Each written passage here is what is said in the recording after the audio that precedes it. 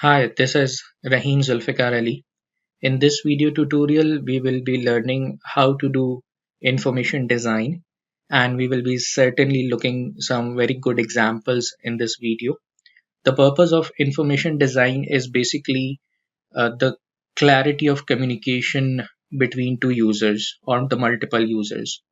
So the people who are data analyst or business analyst or even data scientist who does some data visualization in their day in day out reports either on any platform that could be Excel, Power BI, Tableau, Qlik. So definitely when the information comes in and when you transform and create some data visuals, we cannot ignore information design component, and then we move forward towards the dashboard reporting. And in my previous videos, I have also quoted that before the dashboard reporting, we have a concept of infographics. Alright, so as we proceed through the data analysis towards the data visualization, we also need to have we also need to take care of information design area as well, which is probably an infographic area, and we move towards the dashboard reporting by applying some rules. So it is say that we are doing the exploratory analysis towards the explanatory analysis. The information design is plays a very important role. So question number one, if I ask you that which letter has the highest value, your eyes and brain would definitely configure within some few seconds that probably some of you will give answer A, or might be some of you will possibly give answer D, right? From this particular visual at a first glance. But there is a confusion still. So how we can correct that?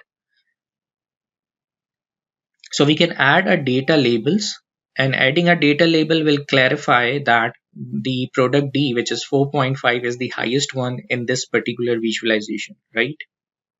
Another technique would be that we can highlight the maximum bar with a different color so that our brain could function very quickly within some seconds, and then we can take the decision, right?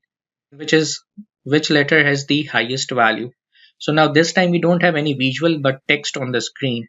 Now what happens, your eyes will definitely watching this and your brain is trying to read this information. So probably after reading all the alphabets and values, you will conclude that product D, which is 4.5, is the highest one. So it's a conflict between a reading and scanning. Why we are considering data visualization and infographics towards the dashboard reporting part and information design concepts, because once we see the data on the screen, we read the data, not we scan the data. So visualizations promptly help us to scan that object quickly and to make the decisions. So this is a perfect example. So scanning is the fast, and that's why it's very important for the dashboard reporting. Next is what time is it? So you can see the time and you can tell the time, right? Very simple. But if I ask you what time is it in this particular wristwatch, I mean, it's very complex to see. So what's happening here is both are telling the time, and what happens in the organization internally. Sometimes people find solution in a simplified way, and sometimes they do a lot of complexity by applying all the things all in together. And in terms of cost, organization can implement or integrate some good solutions with simplicity rather than going to the complex.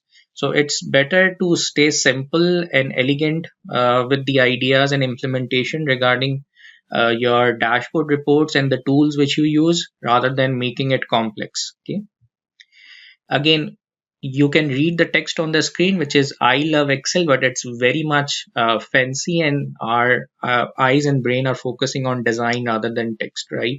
So it's too much design, but we can make it simplified so that we can read faster and the message could communicate easily, right? So it again simple versus complex. Now there is a grid which asks you about how many fives are there. So you have to read every number one by one, and you have to count and you have to identify how many fives are there. So every person will count it probably in some of the quickly count, or someone will make it very slow. because we don't have any design here. We have the information but missing the design. So the first very simple technique is to, if you're finding something, make it very different by applying a bold to it. Another question, how many lines are there? Again, you have to do that same practice. So what the technique is, we can do highlighting to some important information in order to capture the attention quickly and to make some decision making. Another one more time, there is a grid and it says that how many fours are there. Again, you have to count it manually, which takes a lot of time. But we have another technique, which is size. So we can increase certain area size. I mean, we can focus very easily. Look at and say the color, not the word. So you have a different colors, words are available on the screen, right? But you have to say the color, not the word.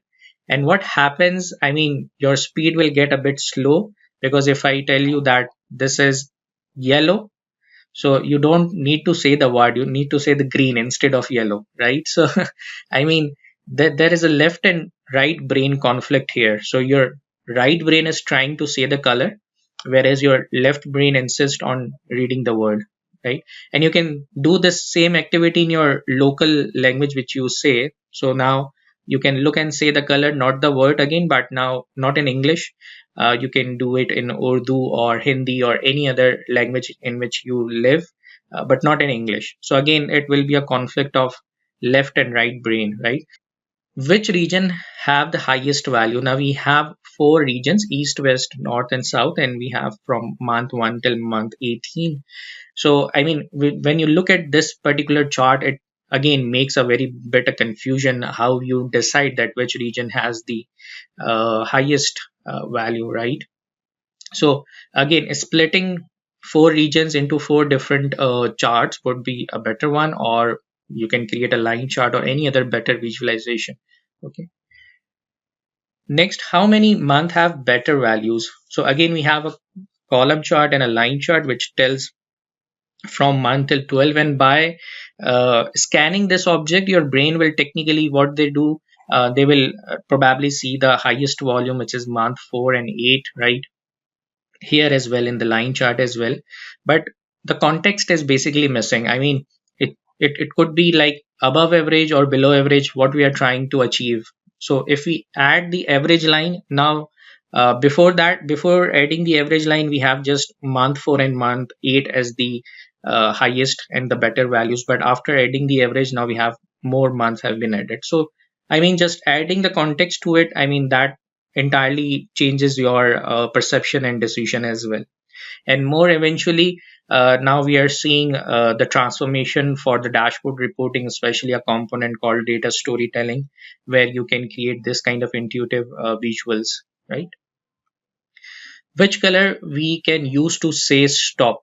So definitely, when I ask you this question, your brain will visualize the red color, not the text inside your brain, right? Similarly, the visualizations are very important. Question number 13, is it a good sale? So let me show you a sale which is of almost 1.19 million, right? So if I ask you, is it a good sale or a bad sale? You can't take the decision, right? Its context is entirely missing. So we can say that, okay, it's a sale for an accounting software. This month sale is 1.19 almost million, and we have a last 36 trend as well. So now we can understand the relativity of this particular sales number, right? So adding the context is important.